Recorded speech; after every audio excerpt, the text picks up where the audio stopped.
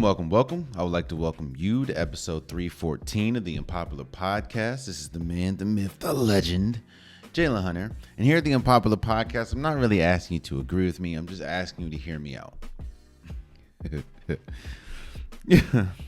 I know I'm a big advocate. In fact, I even said this last episode of the podcast. I said that usually if a star quarterback or star player and a coach are at odds, 9 times out of 10, the coach is gone. We just saw this with Trey Young and Nate McMillan. We see this a lot. Well, there was a report that came out saying that Russell Wilson asked for Pete Carroll to be fired from the Seattle Seahawks.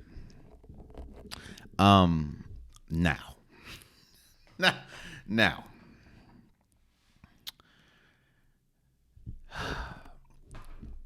Here's the thing. Usually, like I said, when a star player and a coach are at odds, 9 times out of 10 they go with the player, because the coach is more replaceable than a player. You can replace Nate McMillan. Well, you can replace Steve Kerr. You can't replace Steph Curry. That's just not what we're doing here. Here's the thing. This is a different situation. This Russell Wilson, Pete Carroll thing, that's a different situation. You have to understand the history of the Seattle Seahawks. The Seattle Seahawks haven't really seen that much success until they got Russell Wilson and Pete Carroll. Now, usually this wouldn't be that big of news. Russell Wilson, who is not even on the Seahawks anymore, wanting his coach fired, that's usually not a big deal. We've seen that on several occasions. We've seen that with other star football players. What was different is this. While yes, you can't. There's no question that Russell Wilson was a star in Seattle. No question that he was one of the best quarterbacks in Seattle. But let's go back to that Super Bowl run, or let's go back to the championship or the Super Bowl that they won. There was no doubt that Seattle was the better team against the Broncos. They left no doubt. But there was doubt about how and why they won that Super Bowl. There was some people that said that it was Russell Wilson and how he was able to create offense. But majority of the people, including myself, says that one of the biggest reasons why they won that Super Bowl was because of the defense, the Legion of Boom. Hell, one of the defensive players, I think Michael Smith or something, won the Super Bowl MVP that year, that game. So you win a Super Bowl, one Super Bowl, by the way. You get to a consecutive Super Bowl. However, of course, we know how they lost. There's never been a moment where you can definitively look at the Seattle Seahawks and say that the success is because of Russell Wilson. Now, I know you're going to go back to my videos and say, well, Jalen, you've been a big fan of Russell Wilson, which is true. And you said that Russell Wilson was a Band-Aid for a lot of problems that the Seattle Seahawks had, which is true. So in that sense, yes, Russell Wilson did cover up and was one of the biggest reasons why the Seattle was successful. However, what you can say is, or now the question is, what is successful? You're talking about a team that went to 2 consecutive Super Bowls, won one, and hasn't been back since, and didn't even get close to getting back. Not to mention, Pete Carroll is a Hall of Fame coach. Even if he doesn't make it to the Hall of Fame for what he did for the Seahawks, he's definitely making it to the Hall of Fame for what he did for USC. So when you have a player that's not really beloved in the locker room by coaches, by players, and don't get me wrong, Russell Wilson is a really good player. I think this year or last season was more of a outlier than anything, because if you look at the body of work, that is what we saw last year, how bad he was, definitely does not mirror what we've seen for the entirety of his career. So yes, I think that Russell Wilson's good. But you haven't done anything to hold cachet. You haven't done anything to make an organization think to themselves, well, Russell Wilson might be onto something. Let's get rid of Pete Carroll. Because again, former players aren't, Russell Wilson didn't have the best rapport for the team, or with the team, with the coaching staff, with his former players. There's not one former player that really talks about him glowingly. Not saying that they just throw him under the mud or throw him under the bus, but they don't really speak glowingly of him. Again, man, a lot of people like Pete Carroll. I like Pete Carroll. I thought that Pete Carroll could have very easily won Coach of the Year this year for what he did with Geno Smith and that Seahawks team. But you're probably going to ask yourself, people are going to ask themselves, well, Jalen, how was this situation different from the Hawks situation? Well, Trae Young hasn't really done much to attribute to winning, even though Trae Young is a good player, and Nate McMillan is a good coach. So what's the difference between this situation and the Nate McMillan, Trae Young situation? The only difference I see is the Hawks pulled the trigger and fired Nate McMillan.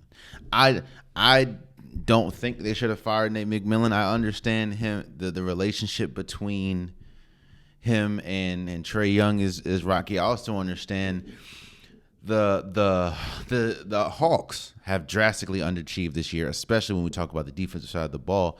But I don't really know if I want to attribute that to coaching. But because look at the team, they really only have one defender or two defenders, and that's Clint Capella and DeJounte Murray. But Trae Young definitely is not a defender. John Collins really isn't that much of a defender. So it's like, what are you expecting? Again, there's expectations everywhere in the league. Everyone has it's not just in the league. There's expectations everywhere. Some expectations are a little bolder than others, let's say. So there's people in Atlanta that really think that the Hawks should be a championship caliber team because they got DeJounte Murray. No.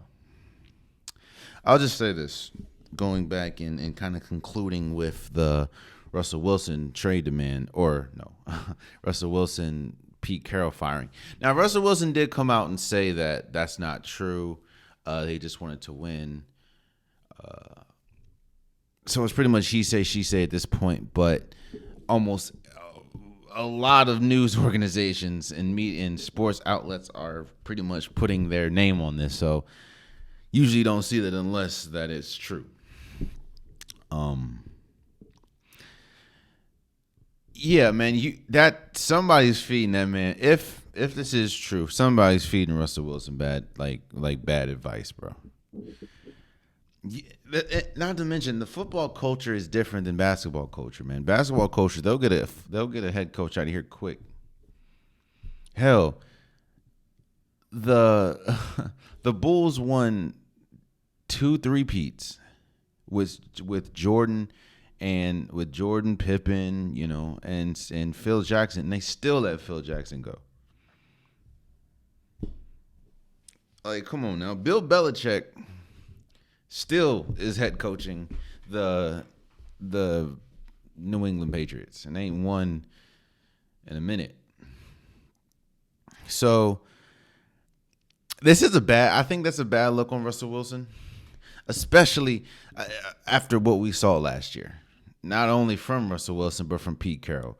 Like you, it's just not a good look, bro. It's not a good look. And don't get me wrong, I am one of those people where again, if a star quarterback or star player is mad about something or doesn't like a coach, the coach is easily replaceable. The star player is not. However, in this situation, even at the height of the Seattle Seahawks, there was always Russell Wilson and something. Like you can argue, Russell Wilson wasn't the most important part to that to those two to the championship team. It was the defense, and it was the defense that kind of carried them to the second championship. Now they lost that one, but now yes, Russell Wilson was the best player for a while on the team when the Legion of Boom went away, but what did they do in that sense? It was just a lot of numbers and they didn't do much. So yeah, and not to mention Pete Carroll is a Hall of Fame coach. That's a bad look, bro. That's a bad look. And I don't want people to think that I'm like flip-flopping I'm flip-flopping what I'm saying. Like, no, again, history has shown more than likely they're going to side with the player more than the coach. But this is one of those instances where the player doesn't have much merit, because not to mention, and like I said, the Seattle Seahawks saw the most success with Russell Wilson and Pete Carroll. And as we saw last year, they're still good with Pete Carroll. Even with a quarterback that a lot of people gave up and didn't think was that good in Geno Smith, which, by the way, he wasn't that good until he got, I guess, right with the right organization. So, yeah, man. Yeah, it's not a good look. Not a good look in the slightest. Speaking of not a good look, since All-Star break, I've heard a lot of chatter about Nikola Jokic. A lot of it. I've seen media pundits, I'm not going to say any names, of course, but I've seen media pundits talk about how, right now, Nikola Jokic is leading, is the odds-on favorite to win the MVP this year, which will be his third consecutive MVP. And I'm hearing a lot of people say that he doesn't deserve to be the MVP, or you saw that he was picked last for the All-Star game when they did the roster and everything. So that should show that he's not really MVP. Here's the thing, man.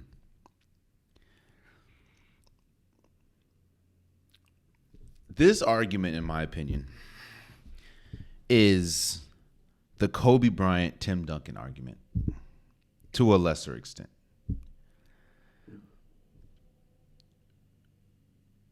When we talk about greatness doesn't come in the same box.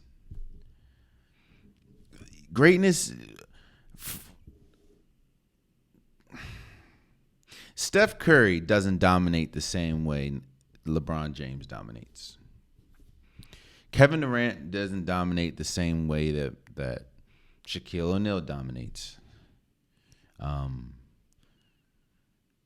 Magic Johnson doesn't dominate the same way that Michael Jordan dominated. But there's no question that they're great players. Not saying that one's better than the other, but they're great players. I hear a lot of people saying that, Nikola Jokic is the worst, at least right now, 2-time MVP we've ever seen, because he doesn't have the most flashiest game, or because he got picked last in the All-Star game. And he would be the fourth player if, the league or the this season continues how it's been, he will be the fourth player in NBA history to win 3 consecutive MVPs.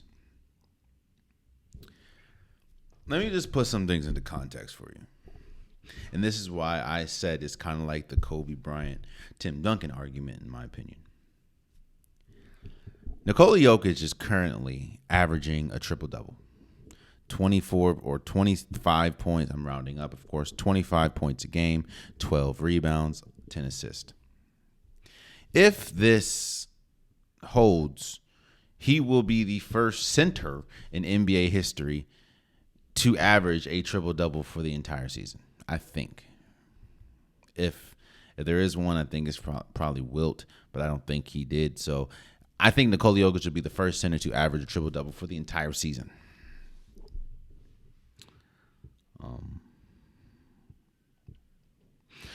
When you put Nikola Jokic's stats, career stats, among some of the greatest, like among, Jordan, Kareem, LeBron, put Nikola Jokic stats alongside them when we talk about PERs, or we talk about usage rate or efficiency rate. He's up there with names, like I said, like Jordan, like LeBron, like Kareem, like Magic Johnson. You see, Tim Duncan didn't have the flashiest game, Mr. Fundamental. You don't get Mr. Fundamental because you hitting, turnaround fadeaways, or you breaking a man down, and you don't get Mr. Fundamental because you don't get that name because you're crossing people over and doing jelly fam layups. No, you get that because you have mastered the fundamentals, and the fundamentals is what's getting you change. Fundamentals aren't pretty, they're effective. Kobe, and of course, rest in peace, Kobe Bryant. Kobe dominated in a very loud way. 81-point game. A bunch of 60-point games. He'll dunk on you. He had the flashy dunks. I think he won the slam dunk contest.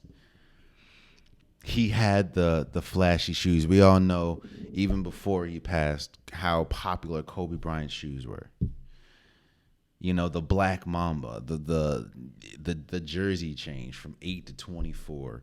The hair, the haircut. Like, Kobe was more of a flashy player. And not saying that in a disrespectful way, but Kobe's points were loud. I've said this before. Kobe's points were loud. He had loud points. But if you look at accomplishments, Kobe Bryant, outside of points scored, Kobe Bryant and Tim Duncan pretty much have the same accomplishments outside of course, points scored and rebounds. Tim Duncan and Kobe Bryant damn near have the same identical list of accomplishments. But if you're not privy to basketball, you don't know that. And you're going to think that Kobe just was 10 times better than Tim Duncan, but he really wasn't. He just dominated in a different way. He was more flashy. He was more loud with his points. Tim Duncan almost had a quadruple double in an NBA Finals game, I believe, or a playoff game. But that's never really talked about unless you're just a diehard Tim Duncan fan.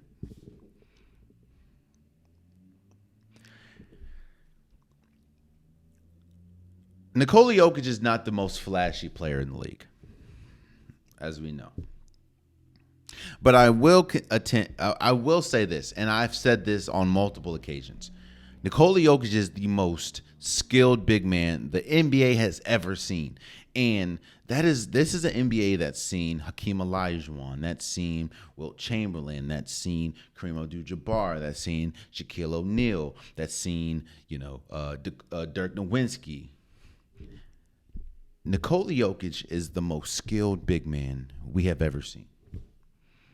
And while no, he doesn't get his points like a Steph Curry from beyond the arc, or as flashy as a Kyrie, as loud as a John Morant, as strong as a LeBron James, as damn near unstoppable as KD. Nikola Jokic is one of one. And while you can have your feelings and say, well, I think X deserves MVP or I think Y deserves MVP, Nikola Jokic, if he does, in fact, win his third straight MVP, it is well deserved. Because don't get it twisted. There's, again, he's not Giannis. He's not LeBron. He's not Steph. He's not Luka. But they all dominate the game in a different way. And that's, shouts out to Gilbert Arenas, man. Gilbert Arenas, he has a podcast he does, I think it's on Fubu TV. I don't know if it's a podcast or a TV show, but I did see a clip about it. He was talking about eras, and he was talking about how the 80s would have a tough time dealing with today's era as far as basketball players. Same as the 90s. You know, as an era, you're supposed to increase. You're supposed to get better at whatever. And I think it's very hard. I mean, it's just crazy how a lot of people are still questioning Nikola Jokic's legitimacy as a two-time NBA champion. Now, if you want to go back to the All-Star game, right? If you want to go back to the All-Star game, even Nikola Jokic said it. The All-Star game is not for fundamental players like that. The All-Star game is for flashy, loud players, because the All-Star game is supposed to be a showcase of talent in a very fun way. Nobody wants to see, back downs and layups the whole time.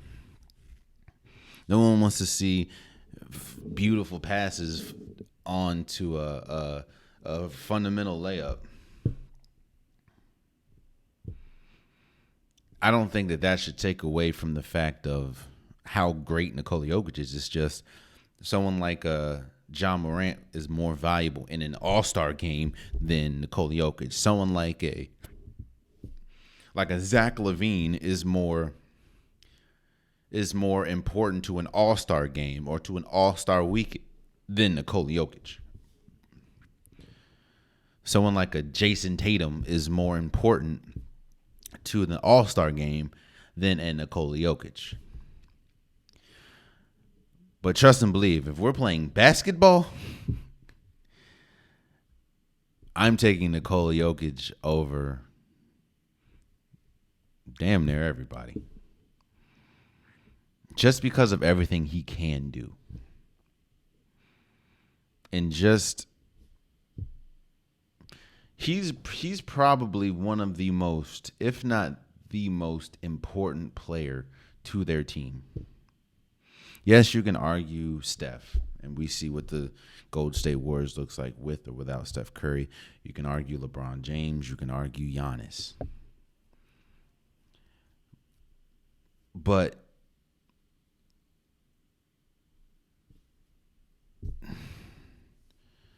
the impact that Nikola Jokic, if Nikola Jokic is not on the Denver Nuggets, even though they have an Aaron Gordon, even though they have Jamal Murray, if Nikola Jokic is not on the Denver Nuggets, they go from a championship caliber team, because they're number one in the West right now, a championship caliber team to a legit lottery team. That's how important Nikola Jokic is to that team. So I say all this to say this. I say all that to say this.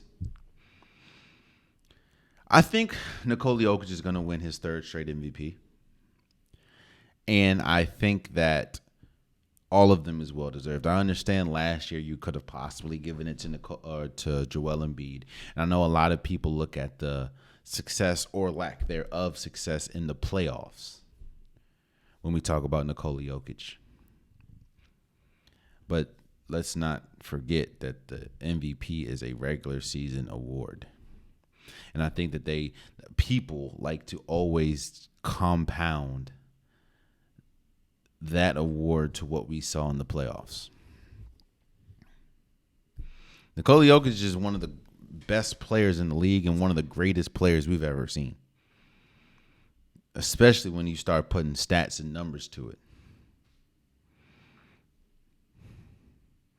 So, for the people that are saying like he's one of the worst, I listen to people like that say like he's one of the worst MVPs or multiple MVP winners we've ever seen. I don't think those people really watch basketball that much, or at least watch the Denver Nuggets, because it's very hard to look at the Denver Nuggets and look at just how important and how impactful Nikola Jokic is and not think to yourself, he's probably the most important player on that, he's the most important player on that floor by a country mile. So if he wins the third straight MVP, of course we'll talk about it. But right now, he's averaging a triple-double as a center. And his team is number one in the West by like 5 games. A West, by the way, that is loaded. And not to mention, the Denver Nuggets don't play that well at defense. Yet they're still number one in the West. Just saying. Let's move forward. Negotiations are crazy. Because, again, and I've talked about this on a couple of occasions, but negotiations are crazy because you understand where both sides are coming from in a negotiation, but it's always trying to find that middle ground. So the recent reports out of Baltimore saying that, the Baltimore Ravens and Lamar Jackson still are pretty far apart when talking about contract negotiations. They're also saying that he wants more guaranteed money, or at least close to the same amount of guaranteed money as Deshaun Watson, who of course has the most guaranteed money in NFL history at like $230 or something.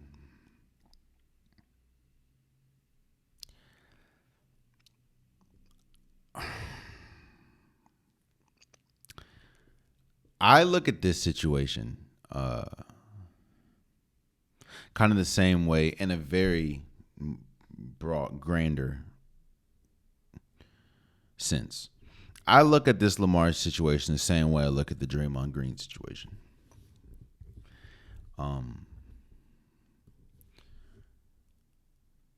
In this sense, I think Lamar Jackson is one of the best quarterbacks in the league. I think that he has a skill set, and he's one of the most, if not the most unique quarterback we've ever seen because of his ability to use his legs, as well as his ability to pass the ball. I know a lot of people try to discredit his passing ability, but come on now. YouTube works for everybody. Lamar Jackson has an arm.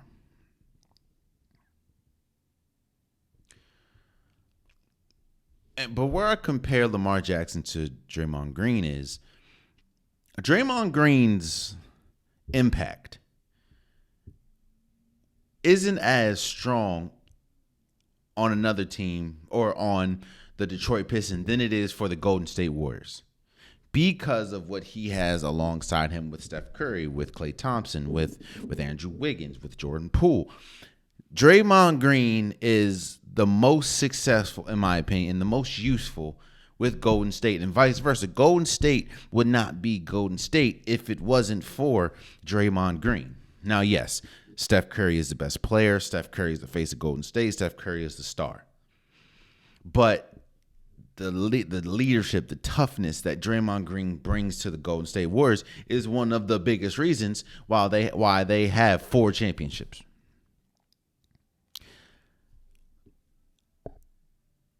Lamar Jackson, the Ravens built their offense around Lamar Jackson.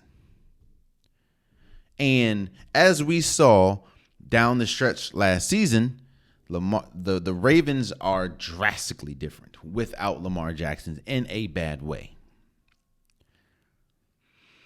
I think the difference, let me say the similarity first. Lamar Jackson's value, no, let me say this. Yeah, Lamar Jackson's values to the Ravens is greater than any other team because of the way that the Ravens have built the team around Lamar Jackson. While Lamar Jackson will be great anywhere, I think, his impact to the Ravens would be bigger because, again, that team is built. It's like Lamar Jackson is the engine to that team. The car is not moving if Lamar Jackson's not there.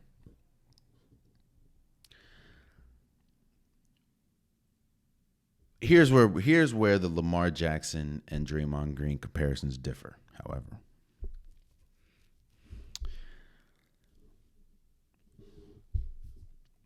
I think Lamar Jackson will thrive anywhere and could thrive anywhere. I think what the Ravens have done is while they've built a team around Lamar Jackson, they have not built an adequate team around Lamar Jackson. And I kind of understand where the ownership is coming from, because it's like, well, if we pay you all that money, one of the biggest complaints is we have been unable to build around Lamar Jackson adequately, as well as get like he is yet to play with a number one wide receiver, at least in his prime. Because people can say, what about Deshaun Jackson? Deshaun Jackson was once, yes, a number one wide receiver in some people's eyes, but not now. Marquise Brown, Hollywood Brown, not a number one, as we're clearly seeing in Arizona. Rashad Bateman, he could possibly be a number one, but he got hurt last year. And he's young, so we don't know.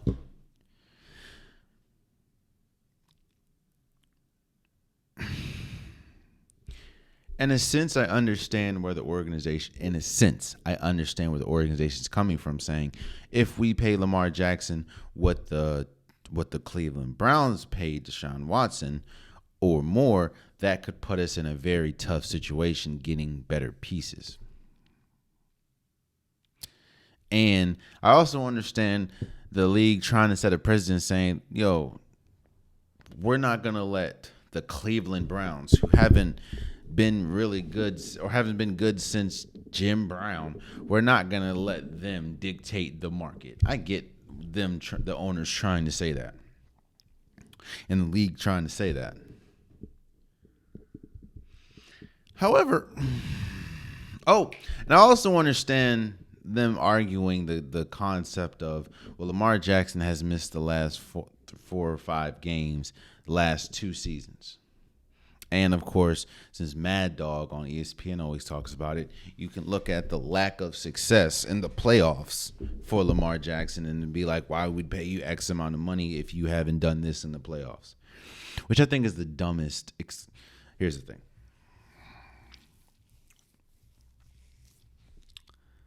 I also understand Lamar Jackson's side, and I'm more on Lamar Jackson's side. I'm usually on the player side, but I understand Lamar Jackson's side. Yeah, I haven't. Let's just look at last season. Yeah, I missed the last four or five games, but did you see what y'all looked like in the last 4 or 5 games? And how we had a perfect opportunity to beat the Cincinnati Bengals if I was there in the playoffs. But I wasn't. Y'all lost. I also understand Lamar Jackson's argument saying, look, I don't care which team gave Deshaun Watson the contract.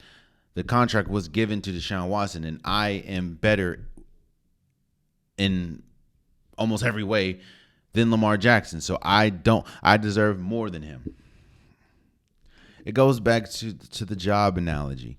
Why if your boss is giving out raises, and they give a raise to a person that does half the amount of work as you, do you feel you should get the same amount of raise as that person or more? Here's the thing, man. Look, the Ravens should not play hardball and should not be stingy with Lamar Jackson. And one thing I don't get, they built the team around the player that they're not trying to pay. It's like, why you built around him so you understand how good and how important this guy is. Why not pay him?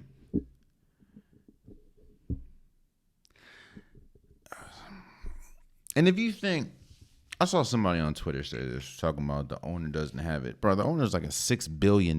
He has $6 billion. What the hell is $250 million to a billionaire? A multi-billionaire at that. It's like 3%. Like, what are we doing? Lamar Jackson deserves all the money he's asking for because of how important he is to this Baltimore franchise. And for the people that say, well, look at the success he had in the playoffs. Yeah, look at the Ravens' best wide receiver is Mark Andrews, who's a tight end. Now, he's not a Travis Kelce tight end. And don't get me wrong, Mark Andrews is great. Mark Andrews is probably the second or third best tight end in the league, maybe fourth. But, no, I'm going to say second or third. But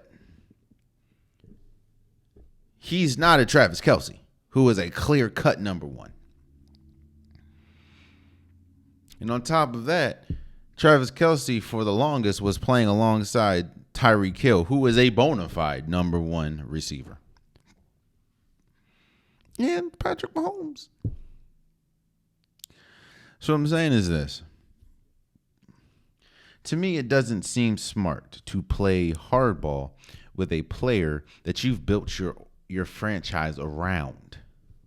And as we've seen on at least these last 2 years, it looks drastically different, and it doesn't work without said player. The scheme does not work without Lamar Jackson. So why are you playing hardball with a player that the scheme does not work without him?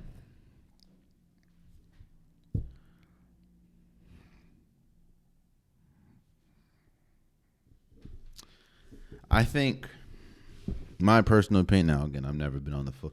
I've never clearly played in the NFL. But my humble opinion is, my opinion probably stays the same as it was last year. Lamar Jackson should not step on the field until he gets or step on the field for the Baltimore Ravens until he gets his contract. Actually, step on the field with anybody until he gets his contract. While you can feel how you feel about Lamar Jackson,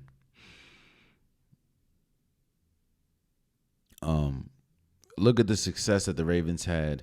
Bro, he wins 70% of his games, like 75% of his games. And that is without adequate wide receiver help.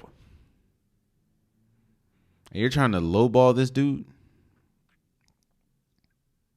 Again, it goes back to like it kind of goes back to like relationships and dating. Like, you don't know what you have until it's gone.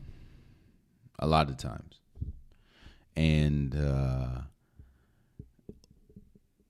now you're hearing that the Ravens might like trade Lamar. All right. I understand that people still argue about who's the better wide or quarterback, and is Justin Herbert better than Lamar Jackson or Jalen Hurts? Look here. Jalen Hurts is very talented. Justin Herbert is very talented.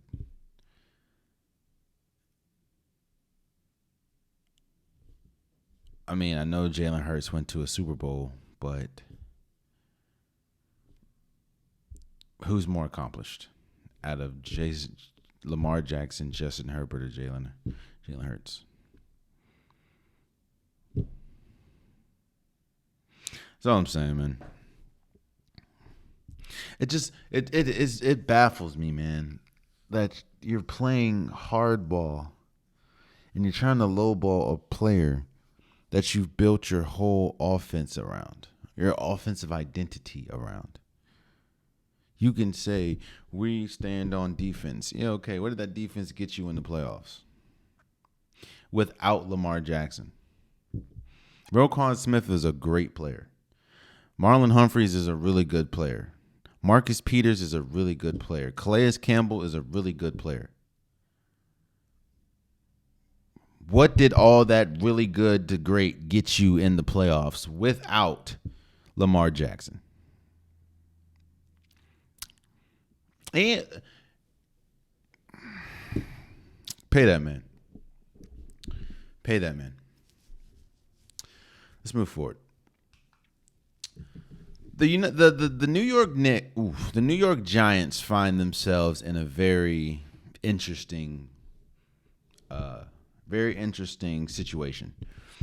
I am one of the people, and if you look at the success of the league, most of the time you secure your quarterback. Most of the time.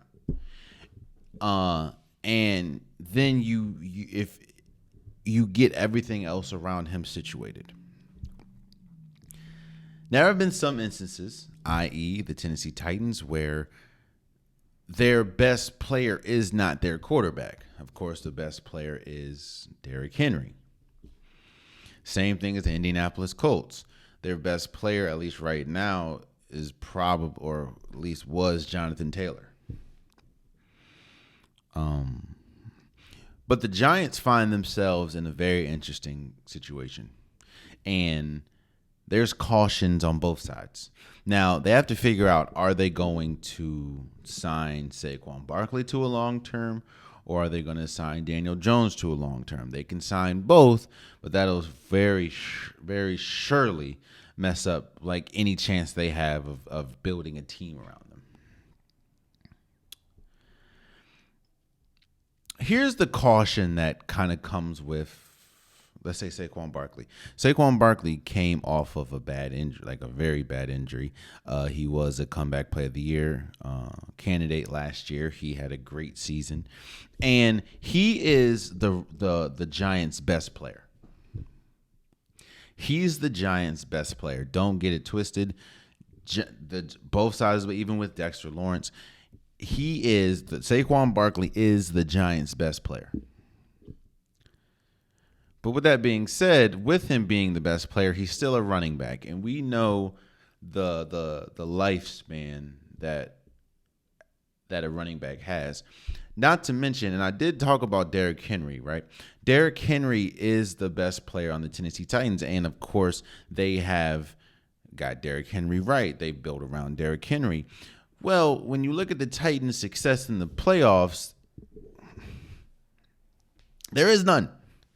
They have one playoff win against the Ravens that one year? And while yes, Derrick Henry is arguably the best running back in the league.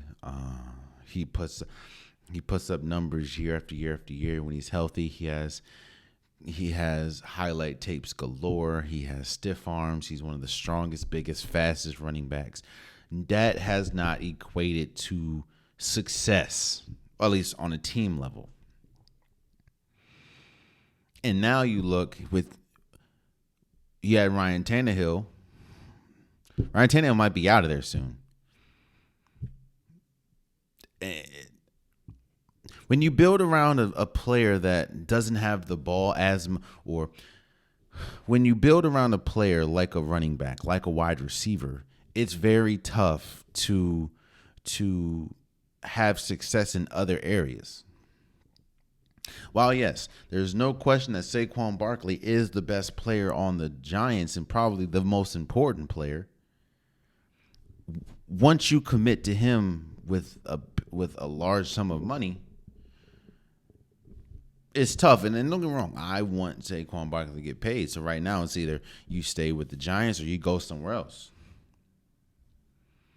But there is a caution. Is Saquon Barkley the P? Look at every team in NFL history that has ever won a Super Bowl. I don't think one of them, maybe one of them.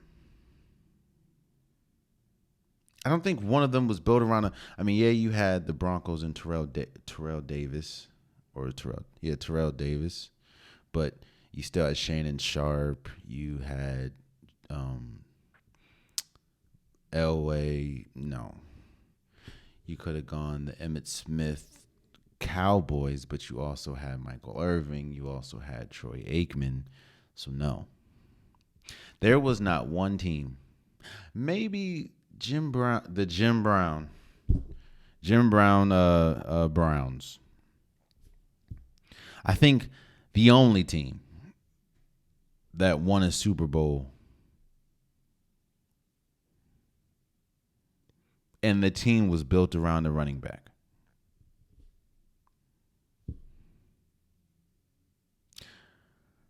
On the other hand, you have Daniel Jones, who had his best season he has his best season last year that he's had in his career. However, we've seen a good handful of games of Daniel Jones to know that Daniel Jones is not a Super Bowl caliber quarterback. Even with Brian Daboll, he is not a championship quarterback. So, do you really build your foundation around somebody that's not talented enough to win Think about it. There's a handful of quarterbacks in this league that can win you a Super Bowl. And there's a handful of quarterbacks in this league that isn't good enough to win you a Super Bowl, but their team is. For instance, Brock Purdy. I don't think Brock Purdy is good enough to win you a Super Bowl. However, when you put Brock Purdy on the 49ers with that defense and that running game and that offensive line, he can do enough to win you a Super Bowl. He's just not, if he is your most important piece, you're not winning a Super Bowl. But if you pair him with Fred Warner, with Nick Bosa, who won Defensive Player of the Year, with Deebo Samuels, with George Kittle, with a Christian McCaffrey, with Brandon Ayuk, with Trent Williams, then you have a Super Bowl caliber team, and you just don't need you don't need him to do a lot. Just don't mess it up for us. Daniel Jones might be in that sense, that area, but the Giants are not that good to say, well, Daniel Jones, we just need you to do this and don't mess it up. The Giants aren't that good. Their best two players is what? Saquon Barkley and Dexter Lawrence. And don't get me wrong, two really good players, but and we just talked about Saquon. Like what,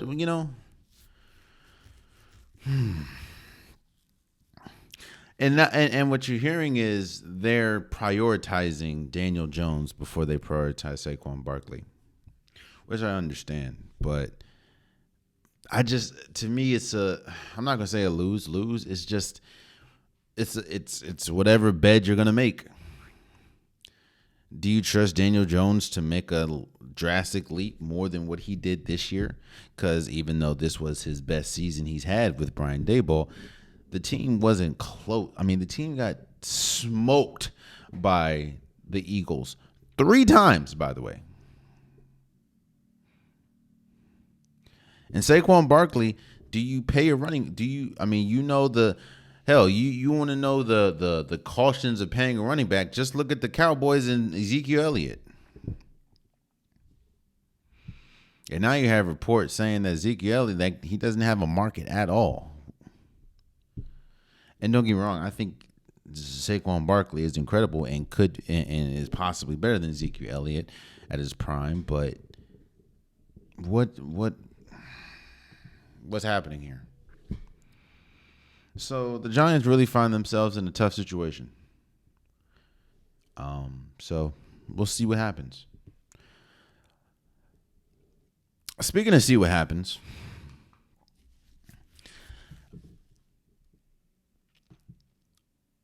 The word, there's a word that, there's two words that the NFL doesn't have much of at times, and that is patience and understanding. People want players to be right out the box. They want to be able, they don't want to be able, they want to be able to microwave their food and it be 5-star quality right out the box when we talk about players. I understand to a sense. I mean, you're spending millions on players, but they expect a player, especially a high drafted player, to be ready right out the box. But you see, that's where patience and understanding need to come in. If we're talking about this whole be ready out the box analogy, do you have the surrounding pieces to allow it to thrive out the box? Do you just have macaroni and cheese? Like, do you have anything to go alongside this macaroni and cheese, or do you just have a bowl of macaroni and cheese? Kraft macaroni and cheese at that. Like, you go to a steak restaurant. Do you only have the steak?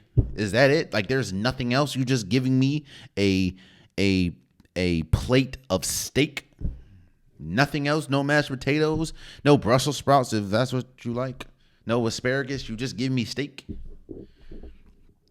You see, reports are coming out saying that the Chicago Bears are debating or are trying to figure out if they're going to give up on Justin Fields and trade him to get maybe a Bryce Young or get a CJ Stroud, who are the top quarterbacks coming out of this year's draft.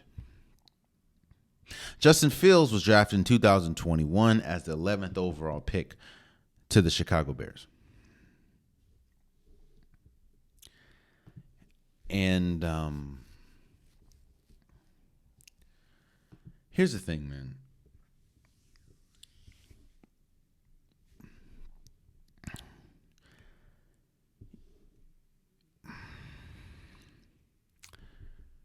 You don't know what you have if you don't surround it with the right pieces.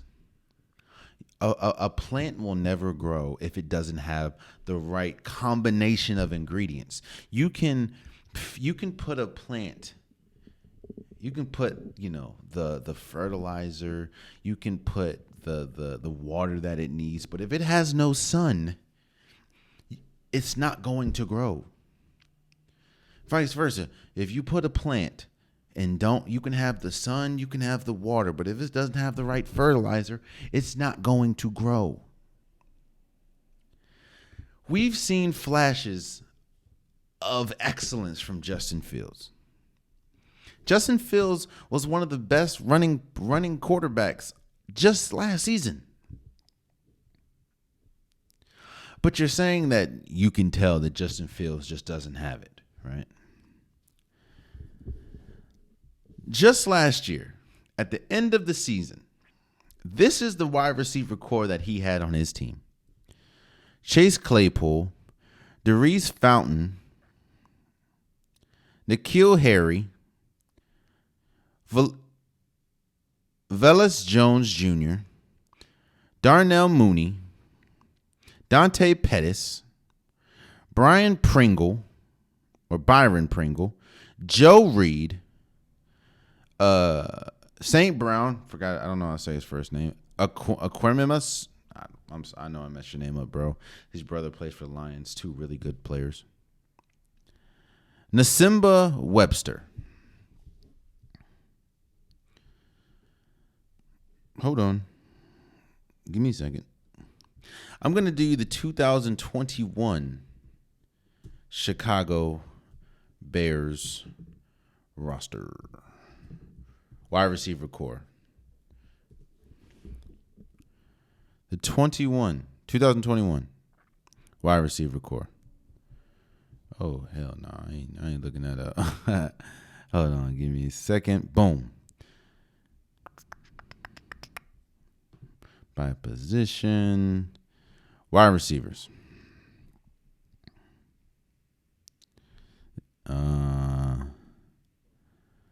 Bro. All right. I ain't looking that up. Because they keep showing me last year. Hold on. I'm going to find this. Boom. Found it. 2021. You have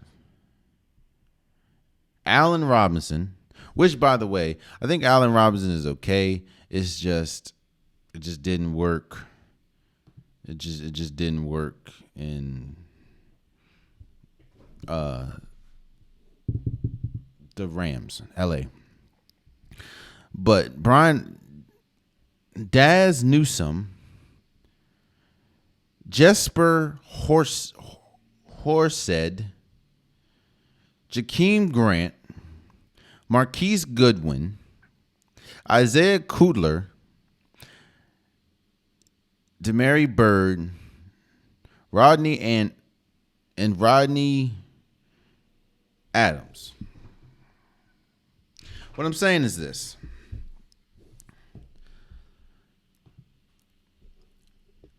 I think it's crazy to think for an organization like the Chicago Bears to give up on a player and they have not given him the adequate pieces around him to succeed. You see, you can say the same thing about Lamar Jackson, but Lamar Jackson is better than Justin Fields. And you see the lack of pieces start to shine for Lamar Jackson when they hit the playoffs. You can see the lack of pieces shine around, or the lack of pieces around Justin Fields. They had 3 wins, bro. They gave up their best player in Roquan Smith. He's on the Ravens now. So it's just what do you think Bryce Young is going to do? What do you think C.J. Stroud is going to do that Justin Fields couldn't on this roster? Mooney's a good wide receiver. Claypool, he's okay. But what is Bryce Young, who, by the way, is used to playing with top-tier wide receivers in college, what do you think he's going to do in this system that Justin Fields can't do? Again, man, the league, which I understand, there's millions of dollars on the line, and players are coming in year after year after year, but the league does not show. There's a lot of organizations do not show patience and understanding. And what I mean by understanding is understanding exactly what you have. Because it would be asinine, in my opinion, to trade Justin Fields to get a Bryce Young and C.J. Stroud. And don't get me wrong, Bryce Young and C.J. Stroud, I think, are going to be very good in this league.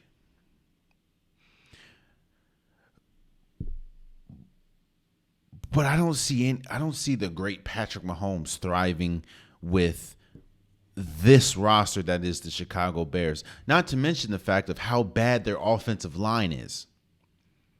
In fact, the Chicago Bears is a bad team overall. Their offensive line is horrible. Do you see it? How many times Justin Fields is running for his life, and you think Bryce Young or C.J. Stroud's going to just be better?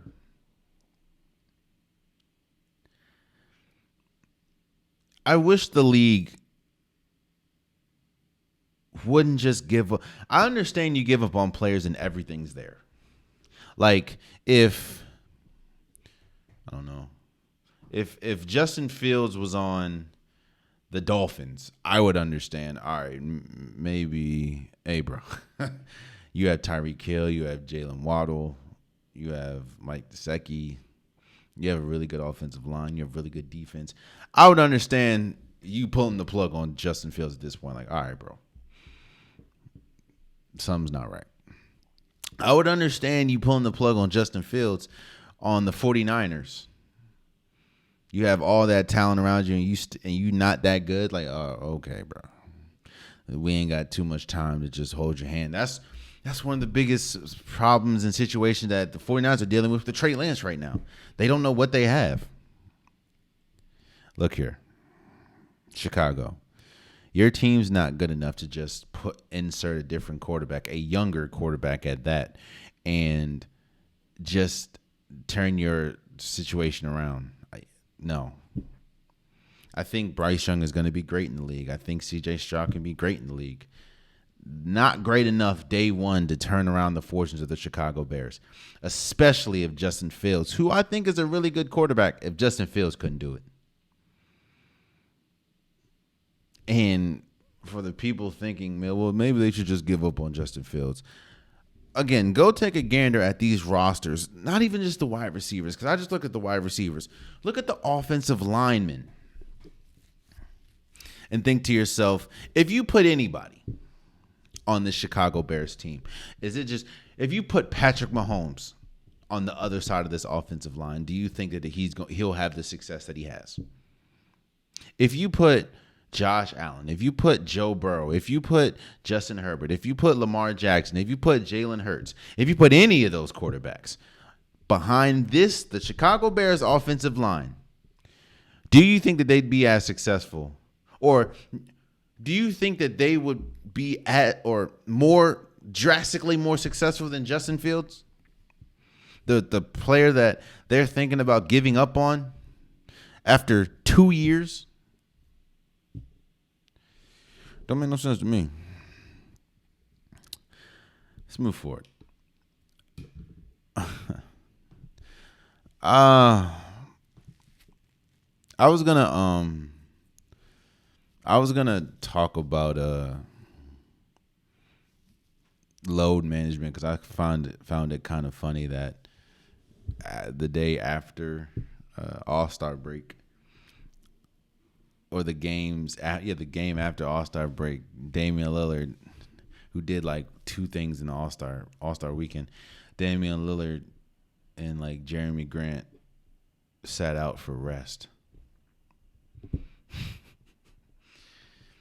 I was also going to talk about, load management and how a lot of people are tanking for Victor Wembanyama. I know I probably said your name wrong, bro. I apologize. And no one ever really talks about the teams that are tanking for, Victor and everything. But two things. What happens if you don't get Victor? You're doing all this losing for what? Don't get me wrong. Scott Henderson is pretty good. But is he good enough to just tank a season on? And what about the team that does get Victor? Do they know how to use Victor? Is he going to be in the right situation to win? What happens, which, knock on wood, I hope this doesn't happen, but what happens if he gets hurt? What happens if he turns out to be a bust? I don't hope anybody turns out to be a bust, but what happens if he's less like a Dirk Nowitzki, KD, and more like a Greg Oden? It's like teams go all out for one or two players, but I don't know if they really factor in what if they don't get those players. And or what if they get those players and you don't you don't have the structure for those players? It kind of goes back to a lesser extent when they were talking about top star players going to HBCUs. And I was saying, well, yes, that could work. But HBCUs would have to change, and they'd have to be able to harbor a star athlete like that. There's a lot when Zion Williamson was in college. There's a lot that goes into harboring a 5-star player, a top player. And I don't know if a place like Howard has the resources to have a top star athlete like a Zion Williamson. Don't get me wrong. I'm not disrespecting HBCUs. I went to an HBCU. But there's perks and there's things that probably due to funding that PWIs have, which is more appealing for star athletes or NBA, like top athletes, top recruits. That's kind of like that in the NBA as well. Like, yes, usually if you're drafted number 1 and number 2 or in the top 10, you're going to a bad team. Unless that a team did a trade or whatever, you're going to a bad team. So right now it looks like the Houston Rockets are leading the pack of getting Victor. Imagine, like, what you gonna have what? Victor, Sengun, Jalen Green, like, what is that gonna? Oh, Kevin Porter Jr. What is that gonna do, bro? Come on now. So all I'm saying is this, man. First of all, load management is insane, and load management is kind of going off the rails. That you need to take, and I'm not just singling out Damian Lillard or Grant or Jeremy Grant. They're just two people that were kind of prominent that did it. This load management is crazy, bro.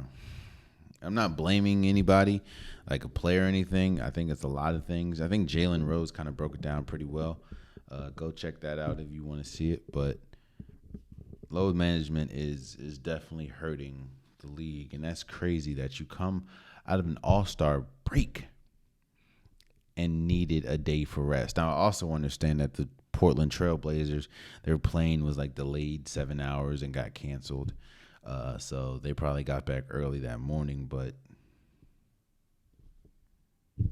it was just all-star break. And I understand you did the 3-point contest. Shouts out for Damian Lillard for winning that, and also his team, or the team that he was on, winning the all-star game, but still. And it's also, man, what nobody ever talks about the other side of tanking for a player. Like, again, what happens if you don't get him? Or what happens if, again, Lord forbid, I don't wish injury upon anybody. What happens if he gets hurt?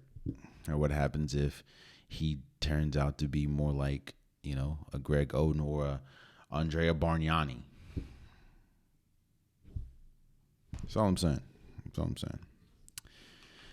Lastly, before we go, I did want to say shouts out to the United States women's soccer team for winning the She Believes Cup for like the 4th consecutive time. Women's, for the longest now, the women's soccer team has been the dominant soccer team of the United States, way more than the men's.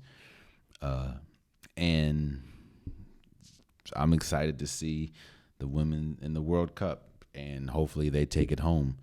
I think they're favored to take it home, but, we'll never know. But I do want to say congratulations again to the women's team for winning the She Believes Cup for not the first, not the second, but the 4th consecutive time. So shouts out to you guys. There you have it, man. That's been today's episode of the Unpopular Podcast, and I definitely appreciate you guys. If you want a Popular Podcast shirt, hoodie, sweater, long sleeve, joggers, the link is in the description below.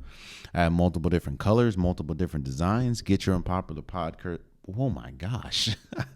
Get your Unpopular Podcast merch today. Also, please subscribe to every listening. Please subscribe to every watching. It definitely means a lot to me. Go to the TikTok and subscribe. Go to the Instagram and subscribe. To all the links in the description below. It definitely means a lot. I see, I'm finally over 400 subscribers, which I truly appreciate all of you guys. And I'm just trying to continue to grow. And I thank you immensely for that. So until next time, much love.